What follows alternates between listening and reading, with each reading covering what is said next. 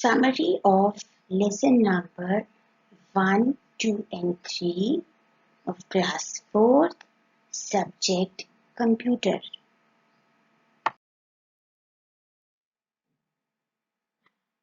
Lesson number 1 is history of computer. Dear children, जो computers हम आज आप और हम यूज करते हैं ये स्टार्ट से तो ऐसे नहीं थे. It took many years to make the computer as it is today. So let us look at the history of the computers. First, concept of counting. A computer is an electronic machine that touches every aspect of our life, making it fast, easier and comfortable. And we rely on computers for most of our daily work. हम computer पे rely कर सकते हैं और हम computer पे बहुत सारे टास्क परफॉर्म कर सकते हैं. ये हमारे लाइफ को इजी और कंफर्टेबल बनाती है. ना एंशियंट टाइम्स में जो लोग थे तब कैलकुलेटर, कंप्यूटर ऐसी कोई भी डिवाइस अवेलेबल नहीं थी. तो तब लोग stones, pebbles, bones, sticks, fingers और टोज की हेल्प से काउंटिंग करते थे. और फिर इसको स्टोर करने के लिए कि कितने काउंट कर लिए वो वॉल्स, पिलर्स और रॉक्स पे मार्क लगा देते थे. Then in the course of time it became difficult to do bigger and complex calculations with such objects. अब जैसे जैसे टाइम बीतता गया अब सिर्फ इन चीज़ों की हेल्प से काउंटिंग करनी मुश्किल होने लग गई. So people started thinking of some kind of device which could make their task easier. अब लोगों ने कुछ और सोचना शुरू कर दिया कि हम ऐसी डिवाइसेस बनाएं जिनसे हमारा कैलकुलेशंस का काम इजी हो जाए.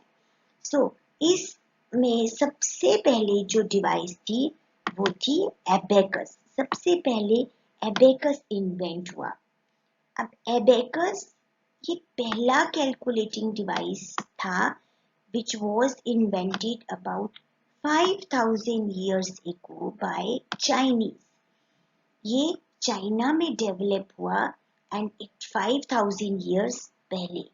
और आपको पता होगा कि एबेकस आज भी बहुत सारे कंट्रीज में यूज होता है बच्चों को एफिशिएंटली कैलकुलेशंस अंडरस्टैंड कराने के लिए, कैलकुलेशंस करने के लिए.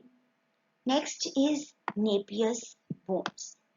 अब उसके बाद एबेकस के बाद 1617 में a Scottish mathematician John Napier इसने एक कैलकुलेटिंग डिवाइस इन्वेंट की जिसका नेम था नेपियर्स बोन्स. अब नेपियर्स बोन्स की हेल्प से सिंपल कैलकुलेशंस जैसे addition, subtraction, multiplication and division की जा सकती थी. Next is Pascaline. अब देखो नेपियर्स बोन्स डेवलप हुई थी 1617 में bye John Napier.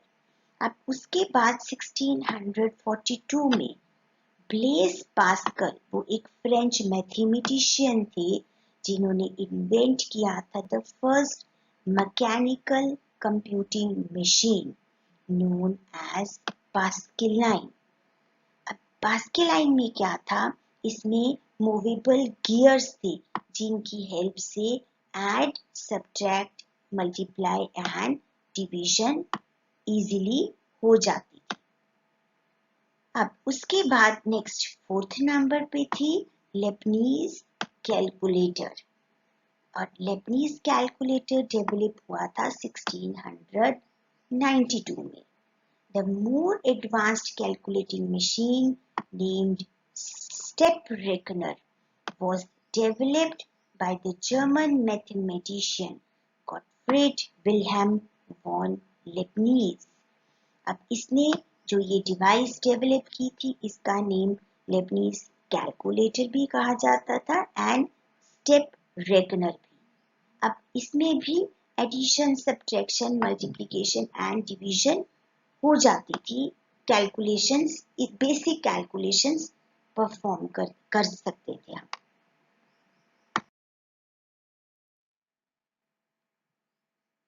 Lebanese calculator के बाद नेक्स्ट डेवलप हुआ Babbage analytical engine. In 1822,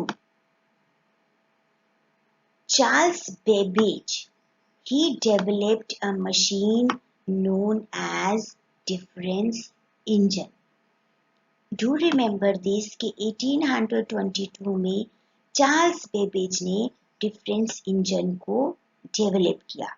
It could perform mathematical operations automatically. अब इसमें मैनुअल कैलकुलेशंस की जरूरत नहीं थी, मैनुअल कोई भी काम नहीं था, ऑटोमेटिकली कैलकुलेट होती थी। देन इन 1833 बेबेज ने एक और उनके पास बेटर आइडिया आया and he designed analytical engine. It had 5 की फीचर्स। अब ये जो एनालिटिकल इंजन था इसके बहुत एडवांस फीचर्स थे। जो एनालिटिकल इंजन के फीचर्स चार्ल्स बेबेज ने एट 1833 में उन्होंने सोचे थे या डिजाइन किए थे, वो आज भी कंप्यूटर्स में वही यूज होती हैं। That is input, storage, processor, control unit and then output device.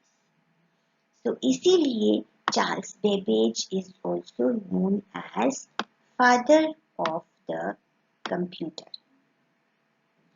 अब बेबेज के डिफरेंस इंजन और एनालिटिकल इंजन के बाद next is tabulating machine. In 1890 Hermann Hollerith, an army engineer, he developed a tabulating machine. This machine was used in census.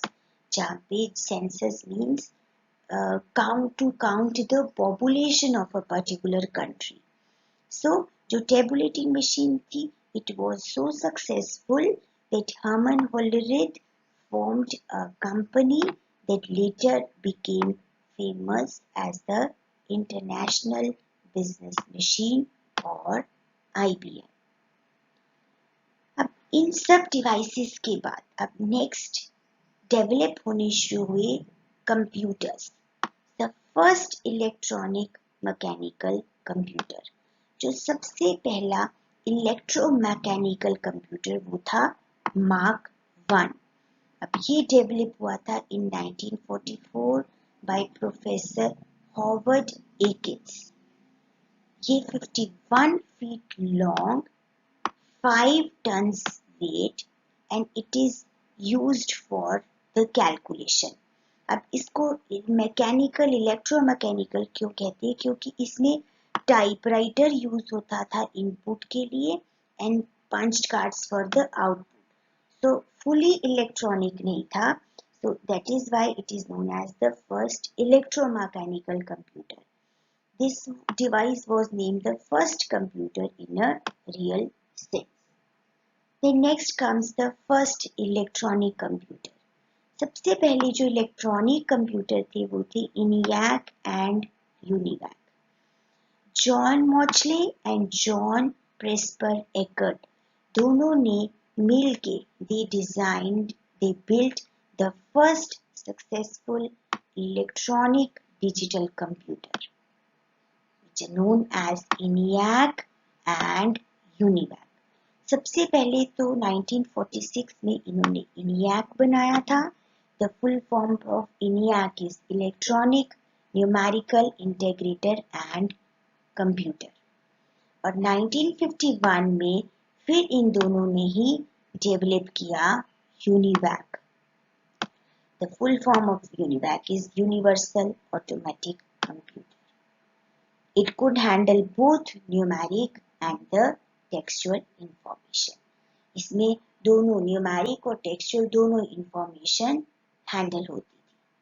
अब इसके बाद next development हुई, then personal computers develop हुए. The first is the PC-80 personal computer advanced technology and it was developed in 1984 में develop हुआ था by the IBM company.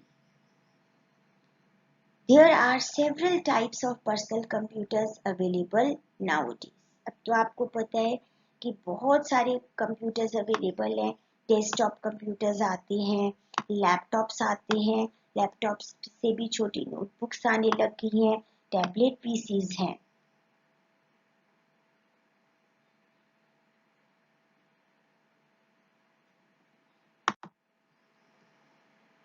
So this is all about the lesson number 1.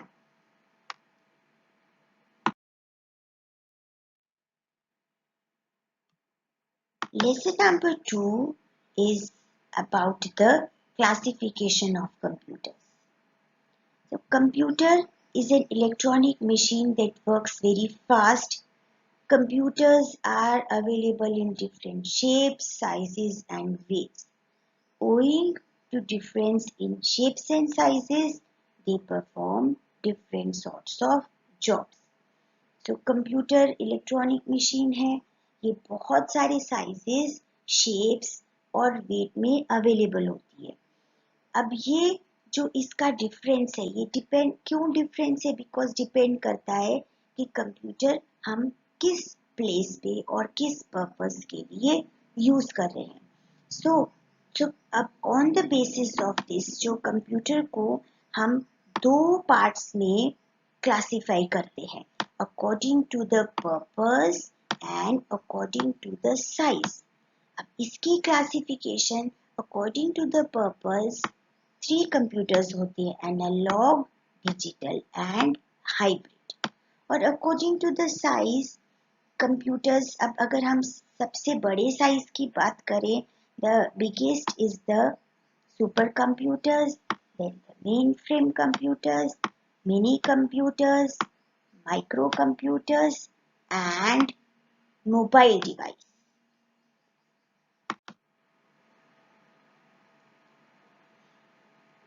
According to purpose, हम computer को किस purpose के लिए use कर रहे हैं, उसकी हम क्या इसमें इनपुट हम रिक्वायर्ड है इन कंप्यूटर्स के लिए.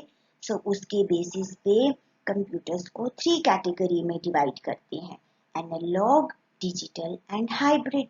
अब एनालॉग कंप्यूटर्स क्या होते हैं, जिसमें डिफरेंट इनपुट्स जाती हैं. डिफरेंट मतलब है कि वो वेरिड इनपुट होती हैं, फिक्स नहीं होती, जिसमें इनपुट में वेरिएशन होती है, and it gives an approximate result after comparison. It works on the principle of analogous data. अब जैसे थर्मामीटर है, वोल्ट मीटर होता है जिसमें वोल्टेज, जब आपके स्टेबलाइजर होते हैं जिसमें वोल्टेज हमें नजर आती कितनी आ रही है, व्हीकल्स का स्पीडोमीटर है, फ्यूल गॉज है, स्केल मशीन्स हैं. ये these are some of the examples of analog computers. Digital computers, they work on the principle of binary mathematics. In binary, all calculations are represented through 0 and 1. अब जो devices जिसमें हम exact values enter करते हैं, उन्हें हम digital computers बोलते हैं. लाइक ये जो माइक्रो कंप्यूटर है, लैपटॉप्स हैं, आपकी जो डिजिटल रिस्ट वॉचेस हैं, कैलकुलेटर्स हैं, these are all the digital computers. Hybrid computers, the computers that are the combination of both analog and digital computers, they are known as the hybrid computers. Hybrid computers offers a cost effective method that is used to perform complex simulations. Example of hybrid is the ECG machine used in hospital to measure the heartbeat of patients. We use hybrid computers in weather forecasting too.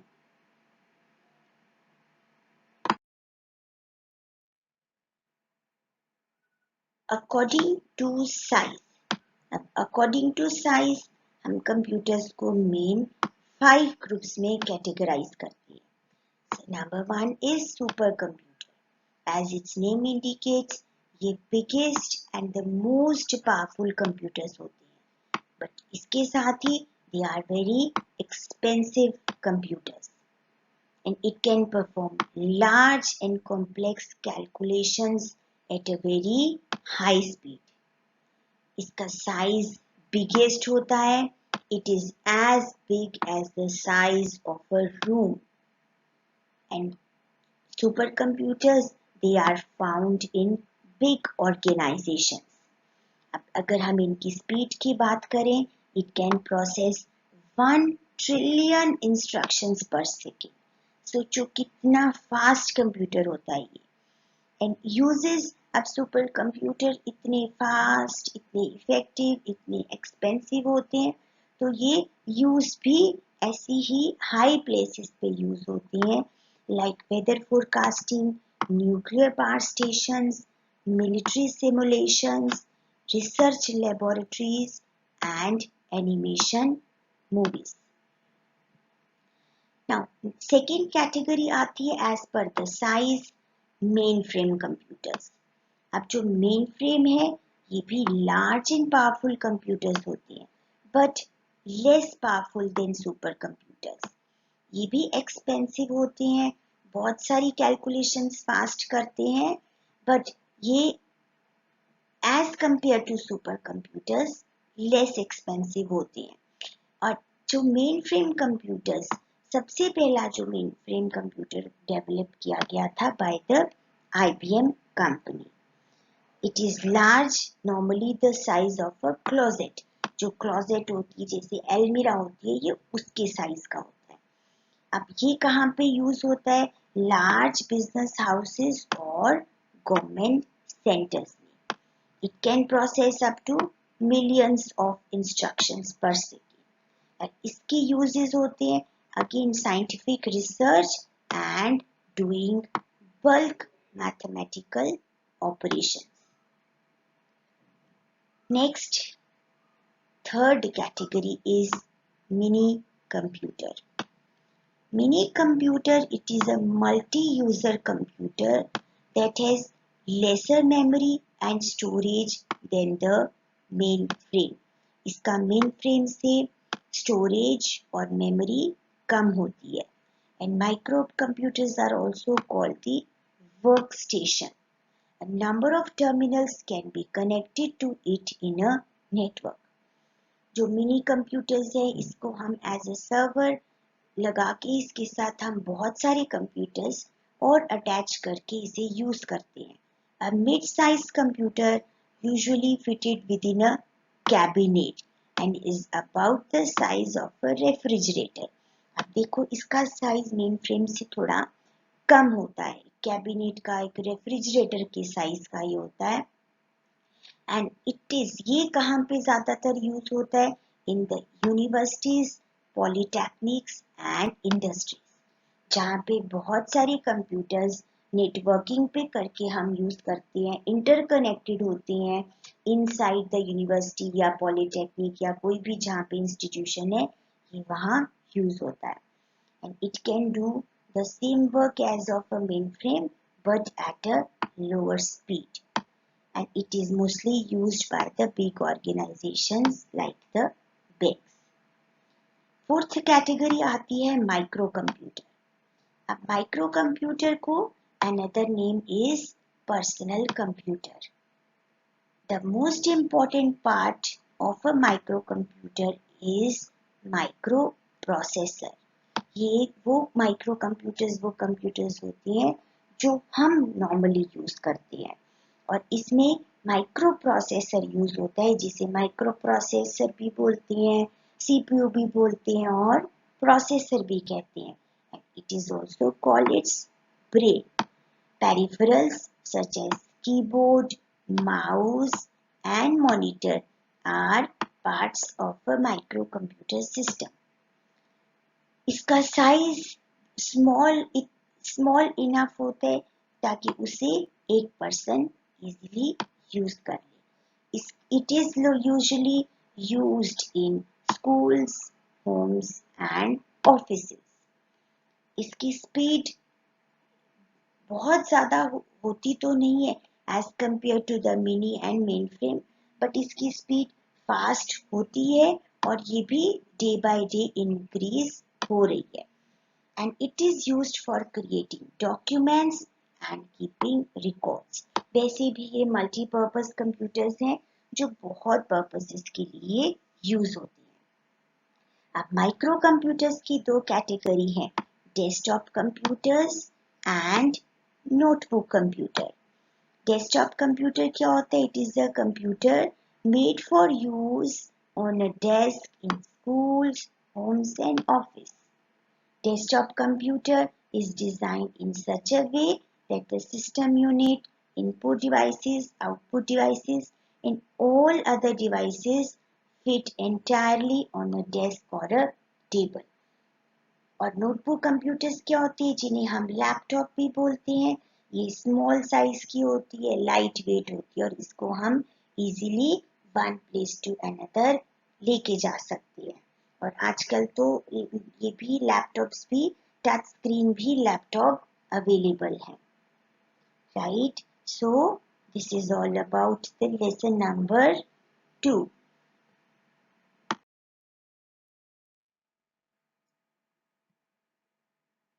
Is one point left of the lesson number 2, that is mobile device. अब ना हमने discuss किए desktop computers, notebook computers. अब उसके बाद आते हैं mobile device. ये 5th कैटेगरी है अकॉर्डिंग टू द साइज जो हमने कंप्यूटर्स की क्लासिफिकेशन डिस्कस की है. अब मोबाइल डिवाइस क्या होती है?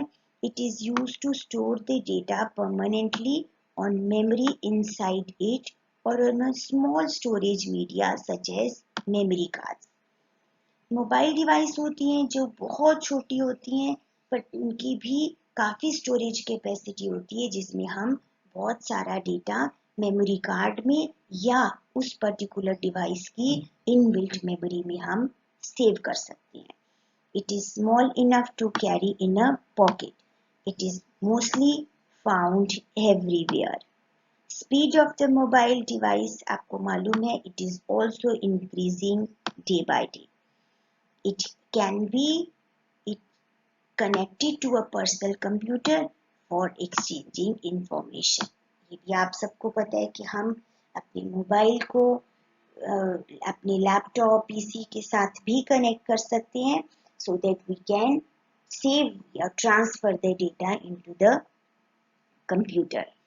अब मोबाइल डिवाइसेस के एग्जांपल्स हैं tablet PC, smartphones, e-book readers and smartwatch.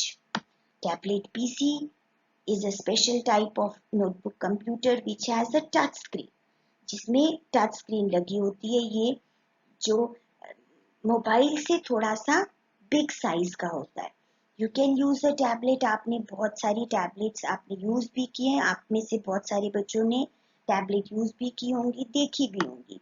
तो टैबलेट में हम भी टच स्क्रीन होती है जिसमें हम टच स्क्रीन की हेल्प से, फिंगर और पेन की हेल्प से हम डेटा स्टोर करते हैं. अब टैबलेट पीसी से थोड़ा स्मॉल साइज का आते हैं स्मार्टफोन्स. स्मार्टफोन्स में इंटरनेट एनेबल्ड फोन्स होते हैं जिसमें हम इंटरनेट यूज कर सकते हैं और ये भी टच स्क्रीन होते हैं. इसमें हम जी मेल कर सकते हैं, मेल सेंड कर सकते हैं, रिसीव कर सकते हैं, डेटा स्टोर कर सकते हैं. आप इसे मल्टीपर्पज के लिए यूज कर सकते हो. आप इसमें सॉन्ग्स, वीडियोस, बहुत कुछ नंबरलेस टास्क हैं जो हम स्मार्टफोन पे यूज कर सकते हैं. लाइक हम अभी अपनी जो ऑनलाइन क्लासेस हैं we are also attending on the smartphones. E-book reader. Now e-book reader इसकी फुल फॉर्म होती है इलेक्ट्रॉनिक बुक रीडर. अब एज इट्स नेम इंडिकेट्स, ये क्या होता है, एक हैंड हेल्ड डिवाइस होती है जिसमें हम जो भी हमारी बुक्स इलेक्ट्रॉनिक वर्जन में हमारे पास अवेलेबल होती हैं या हम डाउनलोड करते हैं या सेव करते हैं, उन्हें हम बहुत इजीली इसके थ्रू रीड करते हैं. E-book is the electronic version of a printed book.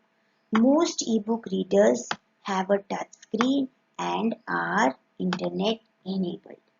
इसका एग्जाम्पल किंडल है जो हमारे स्कूल में भी है, जिसमें किंडल बेसिकली सिर्फ रीडिंग के लिए ही यूज होता है. इसमें बहुत सारी हम पीडीएफ्स जो इलेक्ट्रॉनिक बुक्स है वो इसमें हम सेव करते हैं. Last is smart watch. अब स्मार्ट वॉच ये छोटा सा एक मोबाइल डिवाइस है जिसमें सारे लगभग ऑलमोस्ट सारे फीचर्स मोबाइल के अवेलेबल होते हैं बट स्मॉल साइज में. इसमें हम आप टाइम भी देख सकते हो, ऑब्वियसली वॉच है तो देन इसमें आप व्हाट्सएप रन कर सकते हो, ईमेल सेंड कर सकते हो, फेसबुक चला सकते हो, बहुत सारे वर्क हम इस छोटी सी स्मार्ट वॉच में कर सकते हैं. So now that is all about the lesson number 2. Now we will discuss lesson number 3. Inside the system unit. अब सिस्टम यूनिट क्या होता है? System unit is the box like case. ये जो केस आपको कंप्यूटर के साथ, डेस्कटॉप कंप्यूटर के साथ मॉनिटर के पास हमेशा पड़ा हुआ दिखता है, this is known as system unit और इसे हम कंप्यूटर केस भी बोलते हैं. इसका एडवांटेज क्या होता है कि कंप्यूटर के जितने भी डेलिकेट कंपोनेंट्स होते हैं, कंप्यूटर के इंटरनल जो कंपोनेंट्स होते हैं जो कंप्यूटर को रन करने में, डेटा स्टोर करने में हेल्प करते हैं, वो सब इसके अंदर होते हैं. तो इसीलिए ये एक उसका एक सेफ्टी पर्पस के लिए भी यूज होता है कि वो डैमेज से बच जाती है, उनको एक केस में हम यहाँ पे प्लेस कर देते हैं. अब इस सिस्टम यूनिट में कौन कौन से कंपोनेंट्स होते हैं? The first one is the motherboard. It is a large circuit board inside the system unit. इसे हम सिस्टम बोर्ड और मेन बोर्ड भी बोलते हैं. इस पे बहुत सारे चिप्स लगे होते हैं. अमंग दीज चिप्स जो सबसे इम्पोर्टेंट इसके ऊपर चिप लगा होता है वो होता है हमारा सेंट्रल प्रोसेसिंग यूनिट, जिसे हम प्रोसेसर और माइक्रो प्रोसेसर भी बोलते हैं.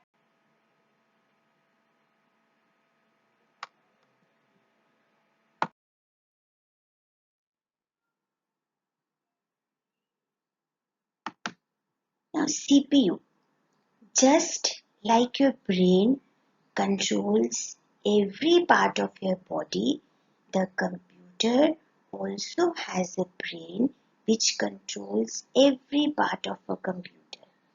That brain of the computer is called central processing unit or processor or microprocessor. Now functions of the CPU. The main function of the CPU is control the functions performed by other components of computer. As it is the central processing unit, everything to be processed passes through it. CPU ही के through सारी की सारी जो commands हैं execute हो के जाती है. CPU is used to process the instruction. पहले इंस्ट्रक्शन को ये प्रोसेस करता है, कैलकुलेशन परफॉर्म करता है and manage most of the operations and it carries out the basic instructions operated by the computer. जब भी हम अपने कंप्यूटर के साथ कोई भी डिवाइस अटैच करते हैं, वो सबसे पहले ये कम्युनिकेट करता है with the CPU. CPU check करते हैं कि वेदर जो डिवाइस हमने अटैच की है इज इट वर्किंग प्रॉपरली, कौन सी डिवाइस अटैच हुई है and it informs us about that. Now, CPU जब इतने functions perform करता है तो इसके भी सब parts होती है. The first is the control unit and the second one is arithmetic and logic unit. These two components work together to perform different processing operations. Now, the functions of control unit and the ALU.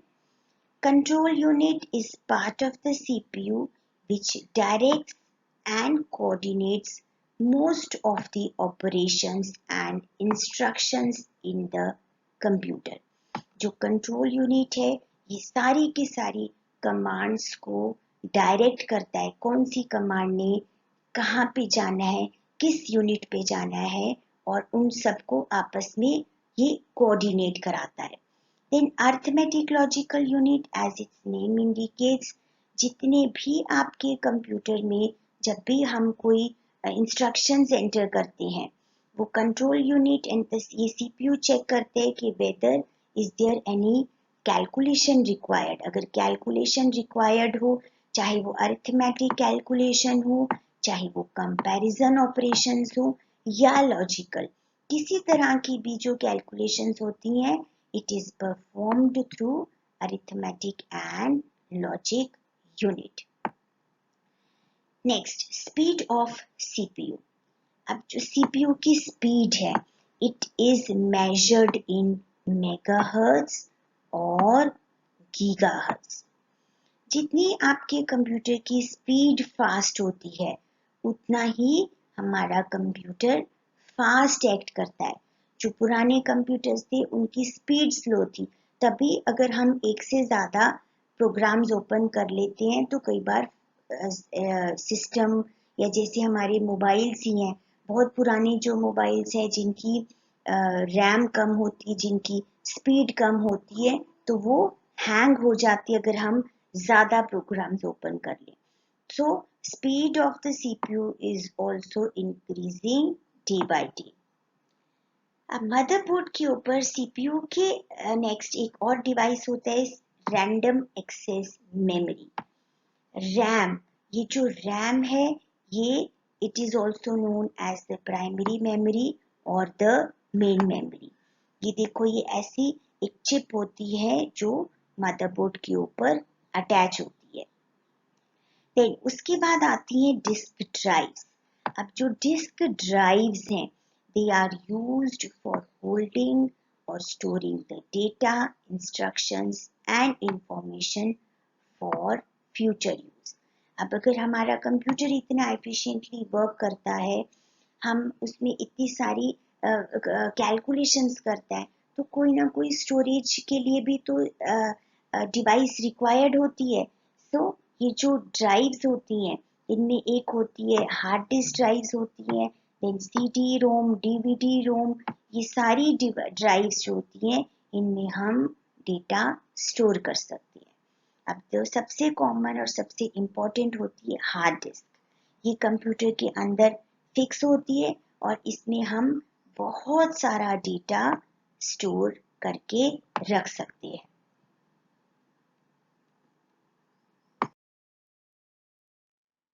After hard drive, hard disk is CD-ROM and the DVD disk drive.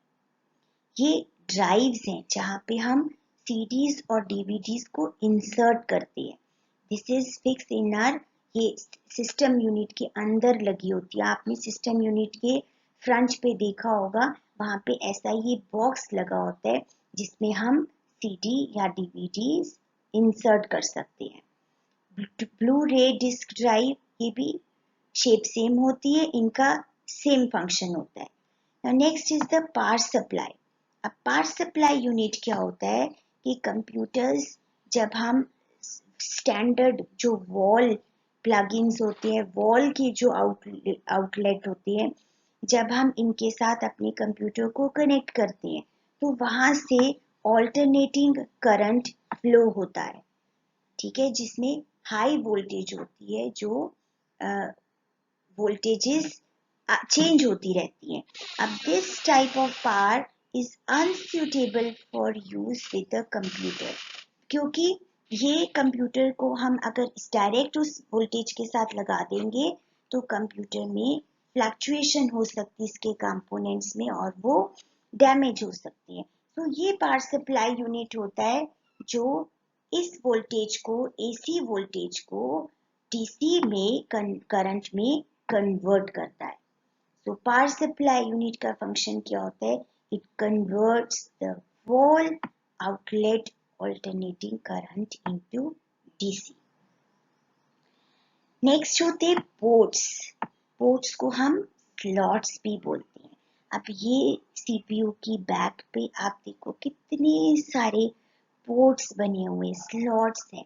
अब ये सब अलग अलग devices के लिए design किए जाते हैं। आपको प्रिंटर लगाना है, ठीक है, आपको कीबोर्ड अटैच करना है, आपको यूएसबी लगानी है, आपको स्पीकर्स लगाने हैं, माइक्रोफोन लगाने हैं, उन सब के लिए ये सेपरेट पोर्ट्स बनी होती है और इन्हें स्लॉट्स भी कहते हैं। जब हम अपनी डिवाइस को इसके साथ प्लग इन करेंगे तभी हम वो डिवाइस को यूज कर सकते हैं। So that's all about the summary of lesson number 1, 2 and 3. Thank you students.